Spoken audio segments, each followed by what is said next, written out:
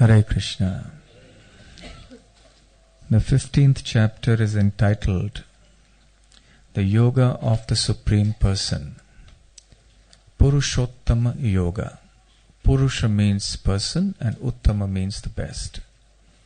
So Krishna has declared himself once again in this chapter as being the Supreme Person.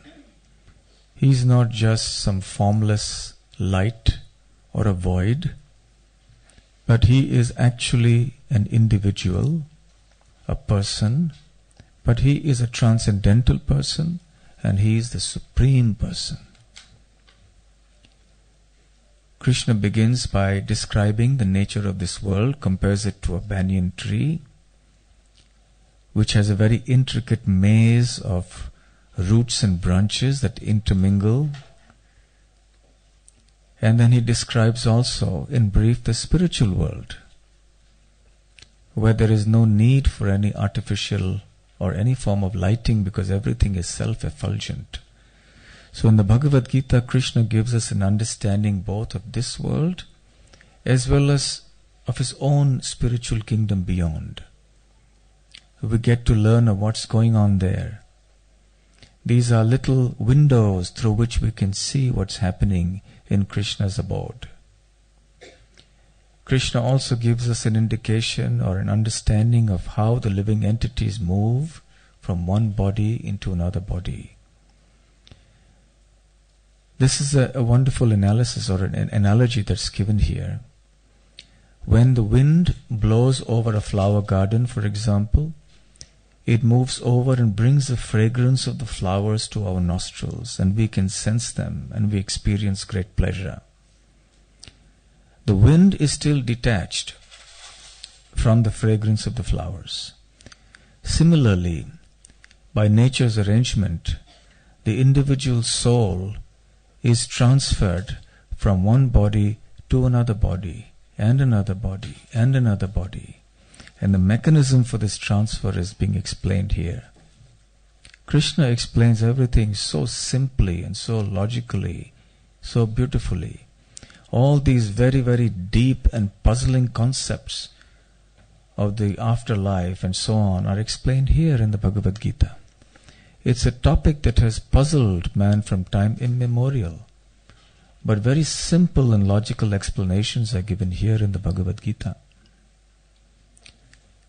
And then Krishna concludes by talking about his own nature as a super soul who is present in the heart of every living entity.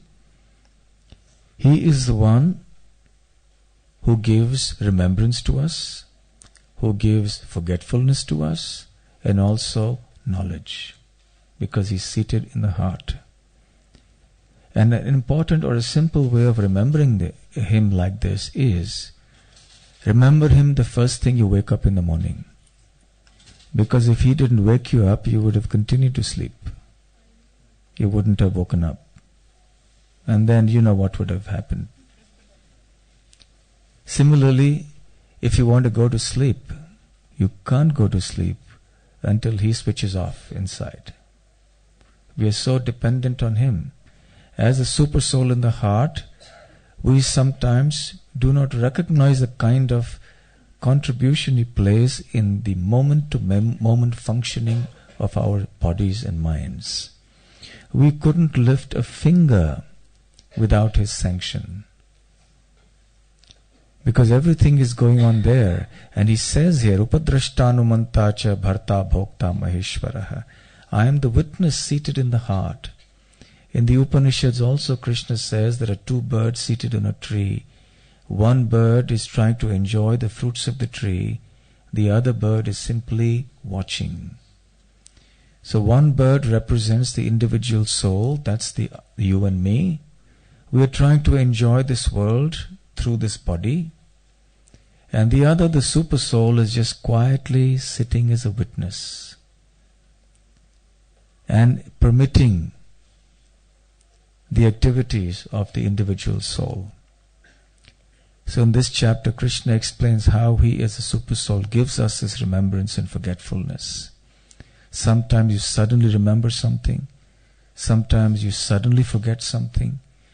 And from the point of view of science, you may explain it in terms of some electrochemical process in the brain, etc. But that is only an immediate explanation, but there's something that's deeper, a more remote cause, which is not understood. And here Krishna gives that example. So we can actually feel the presence of the soul, super soul within as Krishna when we experience miraculous things in our ordinary life. We pass it off very casually as saying chance. Many times, for example, devotees say, I had this question and I opened the book and I found the answer right there on the first page. Now we pass these off as being chances. Even the great moments of inspiration and scientific discovery is the eureka moment, so to speak. It's all the Paramatma, the super soul in the heart. What is it that caused Archimedes to have that flash of inspiration? Who caused it for him? That's the super soul in the heart, who gives that understanding. The greatest of scientific discoveries haven't happened by logic. They've happened by flashes of intuitive inspiration that have no logical or rational explanation, except that the person probably just meditated on the subject for a long time. But what it is that caused that flash of an idea which was not in that person's mind before? What brought about that idea? So when we understand the role of the super soul within, we can actually begin to understand how everything functions in this world. So in this chapter, the Yoga of the Supreme Person, we get a deeper appreciation of the Supreme Person and how he acts in this world. Hare Krishna.